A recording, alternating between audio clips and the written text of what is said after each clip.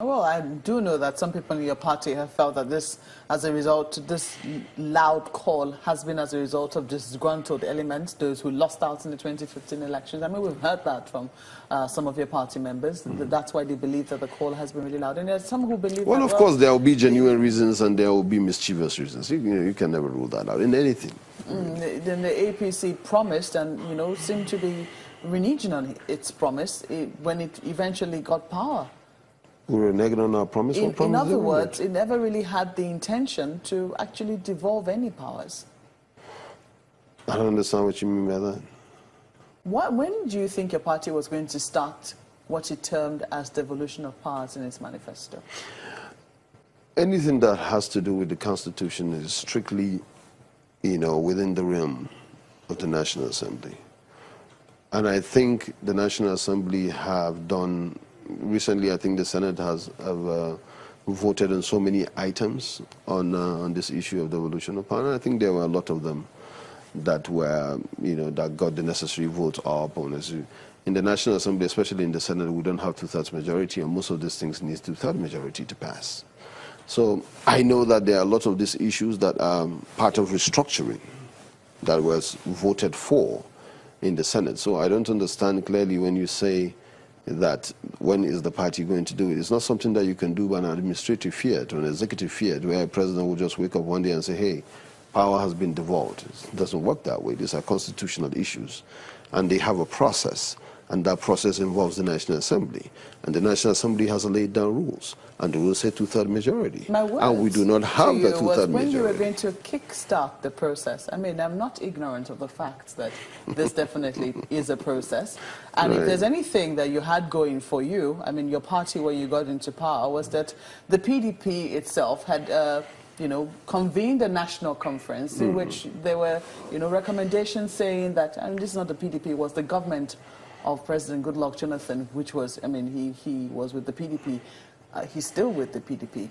They had convened that conference, and your party had come up to say, well, we're not going to be implementing that report. Because we were never part of it. We didn't go. We didn't believe in it. We didn't send representatives. Granted, but then the sentiment, some people will argue, remains the same. If the sentiment under the Jonathan administration was for devolution of powers, was for restructuring, and you have promised that in your manifesto, you don't think that it would have been easy peasy to get this through a constitutional amendment. I mean, instead of waiting for two-thirds majority, as you argue. So what's the question?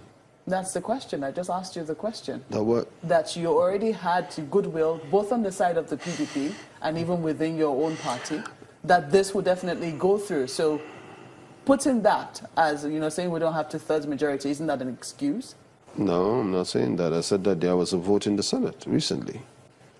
And then some of these items were brought up for devolution of power. That was initiated by the Senate itself. That was initiated by the third arm of government. Interestingly, heading that committee looking through constitutional amendment is the Deputy Senate President, who is a member of the PDP. Yeah, but that is not something that has come from your party.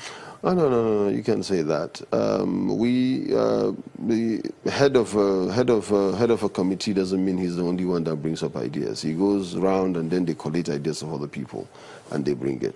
They have conferences which is made of almost everybody from everywhere. We have majority in the Senate, but of course we do not have two-thirds majority in the Senate. And then, some of these issues were passed. Some of these issues were passed at the Senate. We're waiting for concurrence from the House of Representatives. If you're satisfied that the National Assembly is already handling the problem, why is your party then? No, it's not handling the problem. No, it's not handling the problem. We're not saying that the National Assembly is handling the problem. We're saying that as a party, we will make our own clear position known through the report that we're getting from all Nigerians, which, of course, we believe that as a political party we should. And we'll have it all together, put it into a report, submit it to the National Assembly, and have it pushed through our members, through the caucuses of our party in the National Assembly. There's nothing wrong with that, absolutely.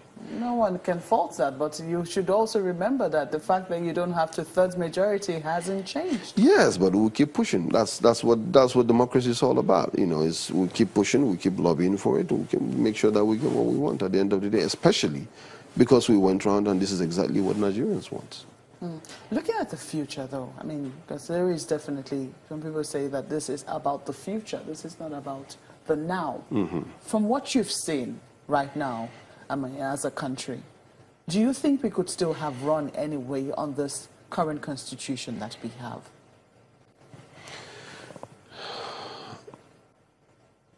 Yeah, I think so. I think we've run. I think part of the problem, personally, you know, I'm speaking for myself. I think part of the problem that we've had before was not necessarily because the Constitution was imbalanced, but even because the Constitution was not even adhered to in most cases. I think it was part of the problem we had in this country. And I think there are some good provisions in this Constitution, you know, regardless of what's going on. There are some good provisions in this Constitution that governments before have observed it more in breach than in compliance. And it's not a totally bad document, you know. It could be better. It has a great room for improvement. We're trying to improve it. We're trying to see how we can make it a really federal system, make it leaner, make the federal government stay away from most things that people believe that it should be in the states or you know, should be in the local councils. Clearly define how we want to be governed by a document. That can always happen. You know, after this, there will be a time when, you know, there will be another government or another set of people, another generation of Nigerians that would believe that what we have done or what we are going to do is not working for them and they may need to change it. And, you know, that's the nature of human society. But as is, have we faithfully observed and implemented the Constitution as is? I would say that we have failed more in doing that in the past than we have actually complied with. So if we had done it the way it should be, yes, we'll still have needed time to improve on it, but it wasn't a totally bad document. I don't think so.